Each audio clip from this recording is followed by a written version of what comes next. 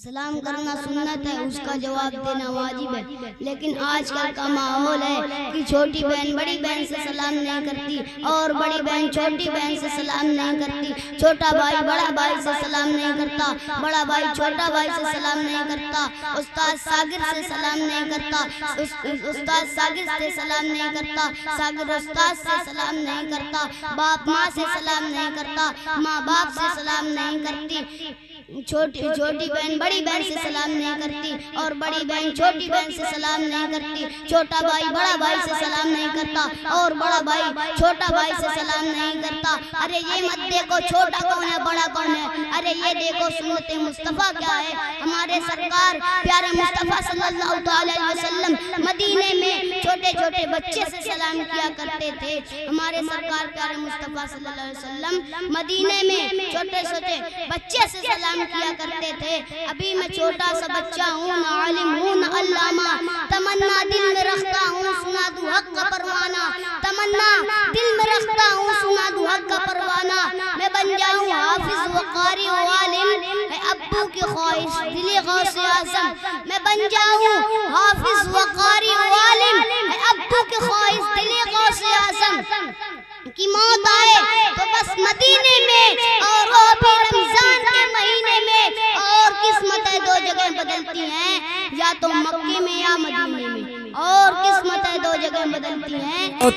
बहुत अच्छे सुभान अल्लाह सुभान अल्लाह माशाअल्लाह। औलिया किराम की करामतें समाप्त कीजिए। औलिया किराम की करामतें बेशुमार हैं, उनमें से चंद करामतें ये हैं कि हज़रत गौसे पाक रज़ियल्लाहु ताला अन्हु ने एक मुर्गे की हड्डियों पर हाथ रखकर फरमाया, तुम भी इज़्निल्लाह, यानी ऐ मुर्गी अल्लाह के हुक्म से जिंदा हो जा। तो ऐ मुर्गी जिंदा हो गई।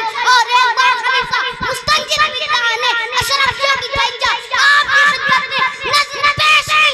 आपने फरमाया मुझे इस दौलत की जरूरत नहीं। जब खलीफा ने ज़्यादा इसरार किया तो आपने उन तैजा को निचोड़ा तो उसमें से खून बहने लगा। आपने फरमाया ऐ खलीफा तुझे शर्म नहीं आती कि लोगों का खून चूसकर मेरे पास लाए। बहुत अच्छे अगर मुझे खानदान रसूल होने का एहतराम ना होता तो बहुत अच्छे माशाअल्लाह। इतना बैन देता कि तुम्हारे मोहल्ले तक पहुंच जाता।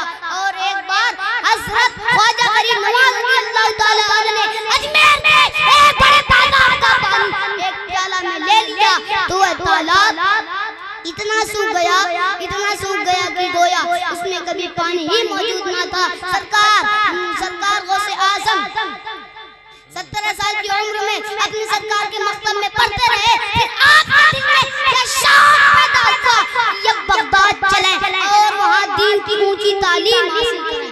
जुआन से आपने अपनी वालिदा से बगदाद जाने का इरादा जाहिर किया और बगदाद जाने वाले के साथ रवाना हो गए। जब शहर अंदाज से आगे बढ़े तो 7 घोड़े डाकू सवार जंगल से निकल पड़े और काफिला वालों को घेर कर उनका माल असबाब लूटने लगे। एक डाकू सरकार के पास भी पहुंचा और बोला, ओ साहबजादे तुम्हारे पास कुछ है? सरकार ने जवाब दिया, हाँ मेरे पास 40 दिनार है। डाकू ने पूछा कहाँ है? आपने फरमाया मेरे ऐबा में बगल के नीचे अस्तर की तह में सिले हैं। डाकू ने समझा कि इस लड़के के पास कुछ है नहीं, मुझसे सर मजाक कर रहा है। यह सोचकर वो चलता बना। इतने ही में दूसरा डाकू पहुंचा, उससे भी यही सवाल हुआ। जब यह दोनों डाकू अपने सरकार के पास गए तो सरकार से आज़म रज़ियल्लाहु ताला अन्हु का बयान किया। सरकार बोला उस लड़के को मेरे सामने लाओ। जब सरकार वहाँ पहुँचे तो देखे कि डाकू अपने काफिला वालों का माल बांट रहा है। आपसे डाकुओं का सरदार ने पूछा, बताओ साहबजादे तुम्हारे पास कुछ है? सरकार को से आज़म ने जवाब दिया, हाँ मेरे पास 40 अशरफियाँ। सरदार ने पूछा कहाँ है? आपने फरमाया मेरे ऐबा में बगल के नीचे अस्तर की तह में सिली हुई है। सरदार ने उधर ही दीवान दरवाजा देखा, वाकई 40 अशरफियाँ मौजूद है। ये देखकर बहुत अच्छे सुभान अल्लाह। सोचा कि दूसरे लोग तो इम्तिहान हम लोगों से सम्मान छुपा लेते हैं, मगर ये क्यों नहीं छुपाया?